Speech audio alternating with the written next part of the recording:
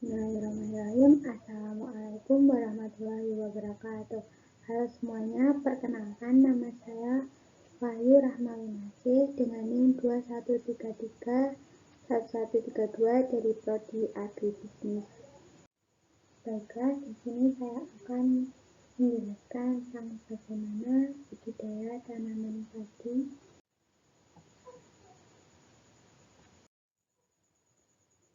Padi tentunya kita tahu merupakan bahan makanan yang menghasilkan beras, merupakan makanan pokok bagi sebagian besar penduduk di Indonesia. Meskipun nasi bisa digantikan oleh makanan yang lain seperti roti atau sebagainya, tapi sebagian besar masyarakat Indonesia pasti memilih nasi untuk makanan mereka.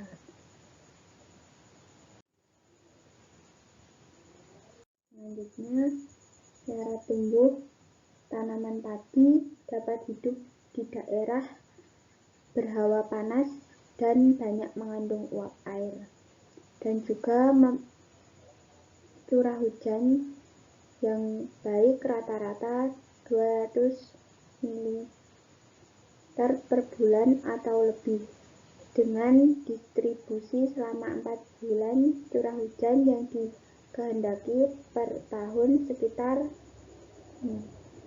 suhu yang baik untuk pertumbuhan tanaman padi yaitu 23 derajat. Tinggi tempat yang cocok bagi tanaman padi berkisar antara 0 sampai 1500 mdpl.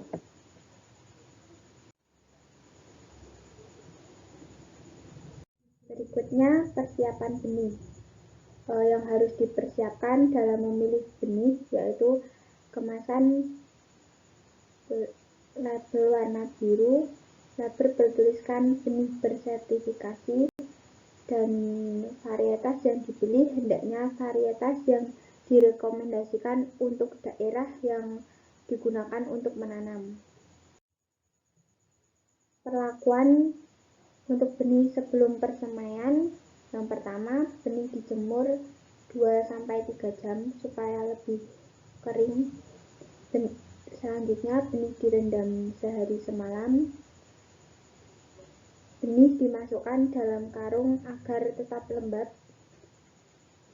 Selanjutnya, benih siap ditabur dan jarak penaburan sekitar 10 cm. Kerapatan penaburan 25 gram benih per 10.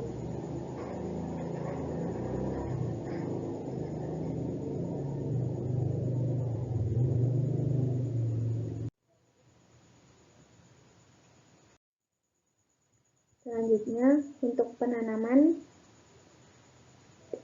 dalam penanaman bibit padi harus diperhatikan sebelumnya adalah persiapan lahan, kemudian umur bibit, kemudian tahap penanaman dapat dibagi menjadi 2 bagian, yaitu memindahkan bibit-bibit di persemaian yang telah berumur 17-25 hari, dan yang kedua menanam dalam bibit padi. Hal-hal yang harus diperhatikan adalah sistem melarikannya harus rapi, memudahkan pemeliharaan, pemupukan, dan sebagainya.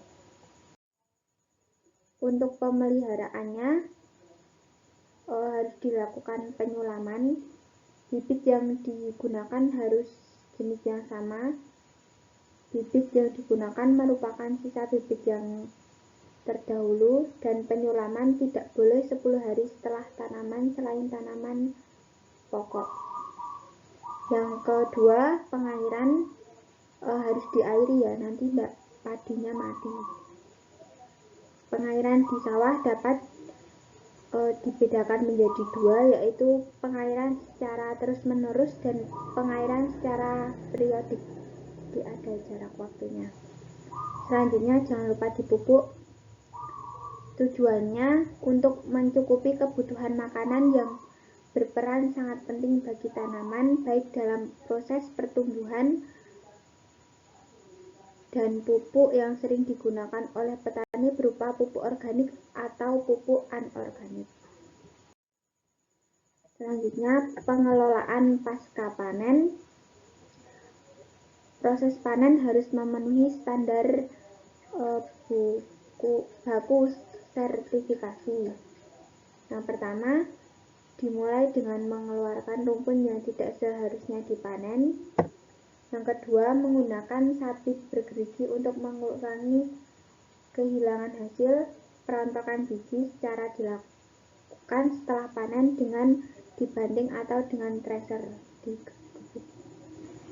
Yang terakhir, hindari penumpukan terutama jika sampai terjadi fermentasi atau panas tinggi.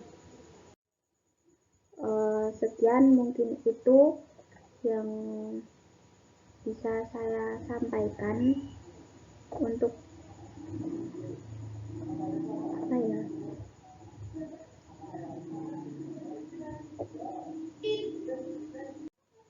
sedikit berkata, bertani adalah pilihan, maka menjadi petani yang sukses harus penuh perjuangan.